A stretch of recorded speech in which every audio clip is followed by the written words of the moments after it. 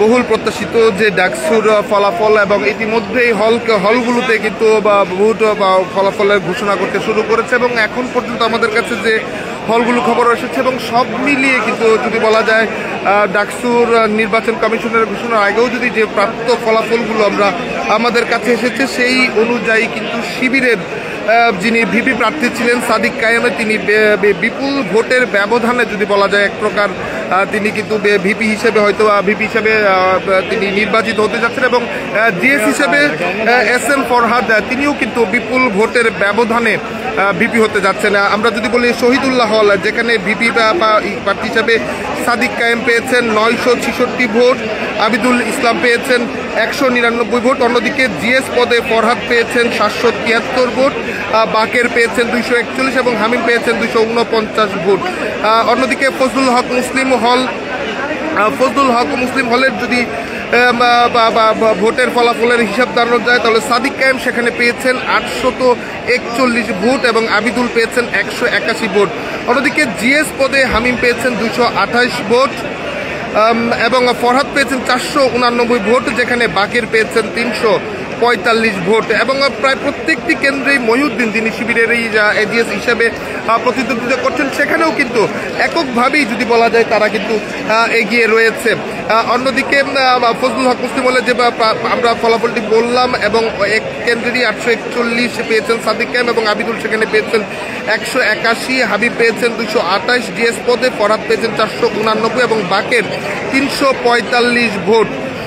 এছাড়া অমর 21 হল থেকে যদি কেন্দ্রীয় সংসদের ভোটের হিসাব বলা হয়, সেখানে বলা হবে ভিপি পদে আবিদুল ইসলাম খান পেয়েছেন 141 ভোট, সাদিক কায়েম পেয়েছেন 644 ভোট এবং উমামা পেয়েছেন 90 ভোট। এছাড়া জিএস পদে সেই হলে হামিম পেয়েছেন 180 ভোট, SM ফরহাদ পেয়েছেন 466 ভোট, মেঘমোল্লার বসু পেয়েছেন 86 ভোট।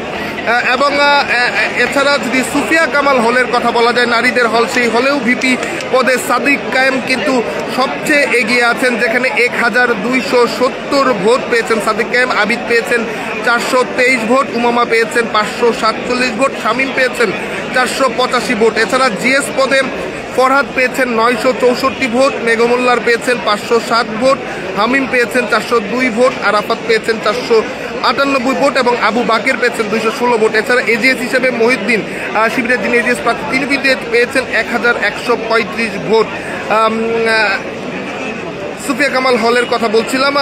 এরপরও যদি আমরা কার্জন হল কেন্দ্রের কথা বলি, যেটি 21 হল, সেখানে কেন্দ্রীয় সংসদে কাদের পেয়েছে 36 vote, Umama Fatema 90, Jalal 0, Jamil Khalid 17 vote, Yamin মোল্লা 1 ভোট, আবিদুল ইসলাম খান 141 ভোট। সেখানেও সাদিক কায়েম পেয়েছেন 644 ভোট এবং জিএস পদে সেখানে সর্বোচ্চ পেয়েছেন SM ফরহাদ 466 ভোট।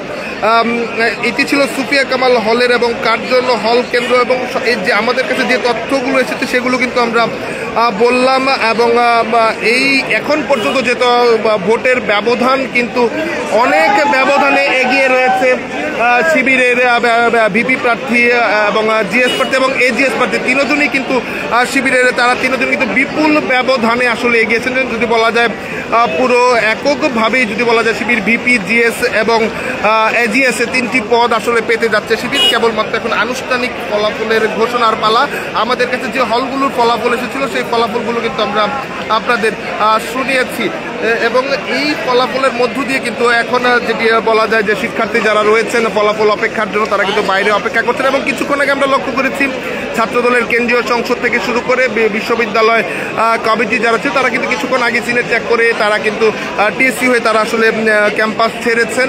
এবং এই মুহূর্তে আমরা যেমন জানি সাদিক কায়েম তিনি সিনেটের এখানেই রয়েছেন বলে কিন্তু আমরা জানতে পেরেছি।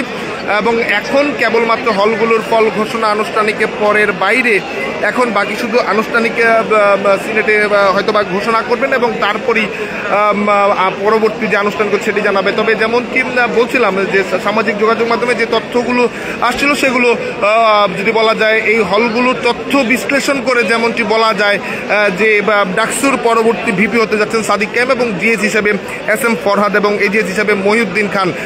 এই তিনজন কিন্তু এখন পর্যন্ত প্রাপ্ত যে ভোটগুলোতে এবং বিপুল জায়গায় কিন্তু এগিয়ে রয়েছে এই 3 পদে শিবিরের প্রার্থী। এবং আমরা এছাড়াও যেমনটি জানতে পেরেছি বিভিন্ন যদি বলা যায় ফলাফল ঘোষণার মাধ্যমে পুরো প্যানেল আসলে শিবির সমর্থিত যে প্যানেলটি রয়েছে সেই প্যানেলটি পুরোপুরিভাবেই আসলে বিজয় অর্জন করেছে এবং শিক্ষার্থীরা তাদেরকে কিন্তু ভোট দিয়েছে এবং সেই ভোটের ফলাফল আনুষ্ঠানিকভাবে কিছুক্ষণ পরই হয়তো বা ঘোষণা করবে। দর্শক, এই ছিল সিনেটের সামনে থেকে ডাকসুর যে আনুষ্ঠানিক ঘোষণার আগে হলগুলোর যে প্রাপ্ত তথ্য, সেই তথ্য অনুযায়ী যে কে হতে যাচ্ছেন ভিপিজিএস, সেই অনুযায়ী আমরা বলছিলাম যে আগামী ডাকসুর আনুষ্ঠানিক ঘোষণার পরে হয়তো বা ভিপি হতে যাচ্ছেন শিবিরের ভিপি শিবিরের ভিপি পদবর্তী যিনি ছিলেন আব্দুল